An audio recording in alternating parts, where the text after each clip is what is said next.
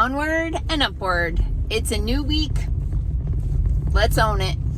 Hey, I'm Dr. Patty Barch. I'm a traditional naturopath, founder and owner of Naturally Unbridled Wellness and naturallyunbridled.com, where we focus on wellness solutions, not disease management. This is Down the Ridge with Dr. Patty. This is not medical advice. It's for entertainment purposes only. Nothing I say is true. Don't listen to me. Before I forget, I just want to remind you I am running a special on my mold detox kits, $100 off while supplies last. And I only have 5 in stock, and I haven't gone to the office yet, clearly, to check the messages to see how many of those are sold. So if you missed my video about the surprising symptoms of mold toxicity, just go back in YouTube or Facebook or Instagram and look for the videos that I published on Saturday. Okay, so I wanted to talk about a few reasons why people might have developed weight loss resistance. So this is when the things that you would expect to work. My car sounds awful loud today. Weird. The things that you would expect to work, or the things that have worked for you in the past, are suddenly not working. So there's a variety of reasons why that could happen. So the most obvious and probably the least likely for people who have been doing things that have worked before or that work for most people is what you're eating, okay? So yes, that's the first reason of weight loss, of weight gain. But when it comes to weight loss resistance, that means you're doing things that should be working and they're not working. So what is wrong? And that means you're eating things that you should be eating. So what is wrong? Now, there's some things that people don't realize, which is not only what you're eating, but how much you're eating and when you're eating it. Now, what happens, especially with women as they get into their perimenopause and menopause years, is there are some significant metabolic changes that result in a different distribution of weight in the body. Now, this has happened to me in the past few months. It was like I woke up one day with a muffin top. Like, it came out of nowhere. I've never had one in my entire life. I hadn't changed my lifestyle. I've been pretty consistent for, the better part of 20 years with my lifestyle. And all of a sudden, I have this muffin top that came out of nowhere. And so I'm like, okay, I'm going to do this, that, and the other thing. And I'm like, well, that's not working, right? So then I'm like, I got to do the things I don't want to do, which is I have to change my lifestyle, have to change my habits. So what did that look like for me? So it looked like changing my morning routine. That's where the most changes happened.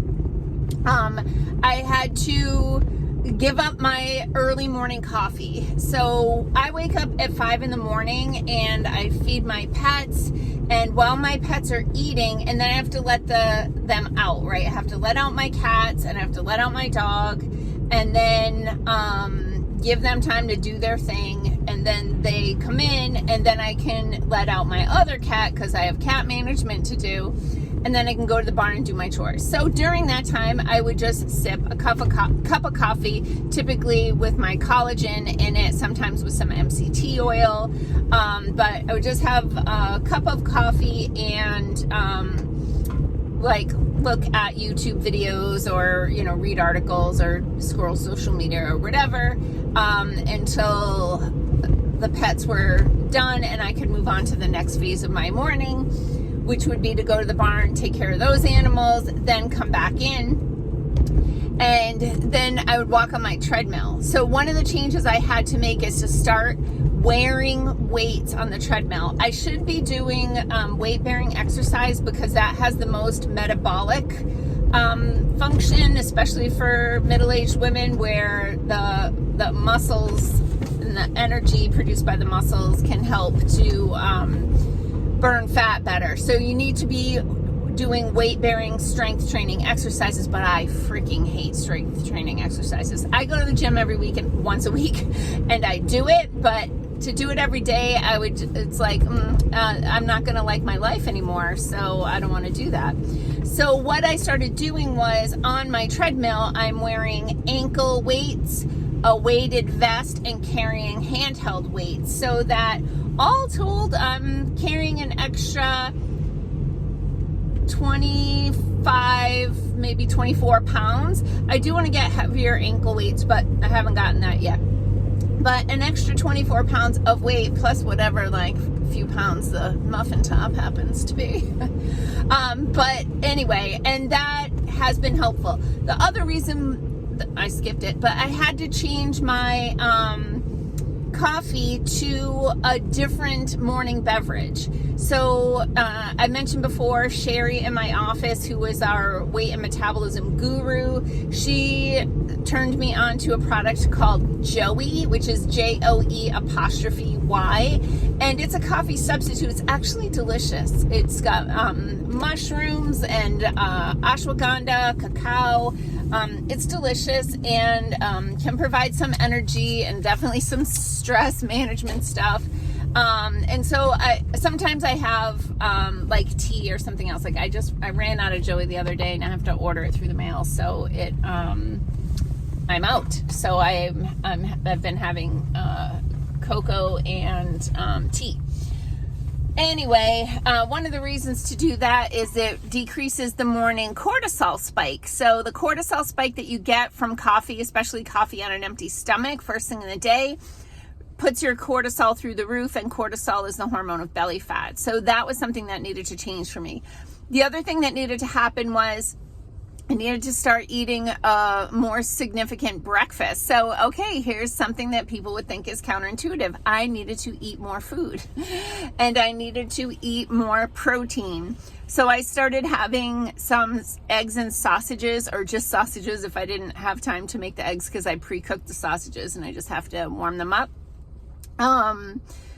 And so having those for breakfast, and then doing things like Corey and I would often have a single piece of dark chocolate after dinner. I've just eliminated that. I haven't done that for, I don't know, at least a month and a half now. So, that was just like, I can just let that go.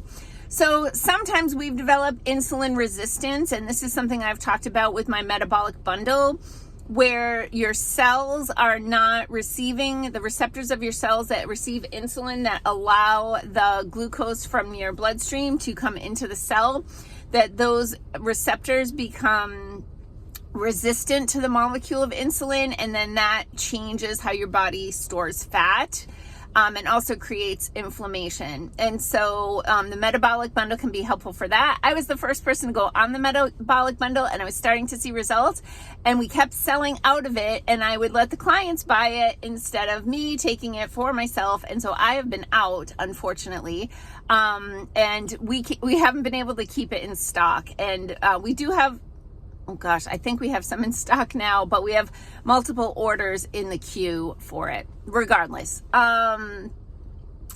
So changing your insulin sensitivity can be helpful, but don't misinterpret what I'm saying as you don't have to change what you're eating if you're eating crap. Like, I was already eating healthy and I developed this muffin top, so I had to change that. If you're not already eating healthy and you're having problems losing weight, nothing else is going to work unless you start eating healthy. So that is the most important.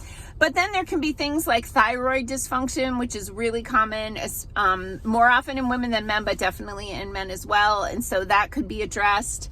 And then overall stress levels and sleep quality can impact weight and weight loss resistance as well. So those are just a few tips. If you have questions about weight and weight loss resistance, drop them in the comments, and then I or Sherry will respond to them in one way or another. Peace out, peeps. Have a healthy day and make healthy choices.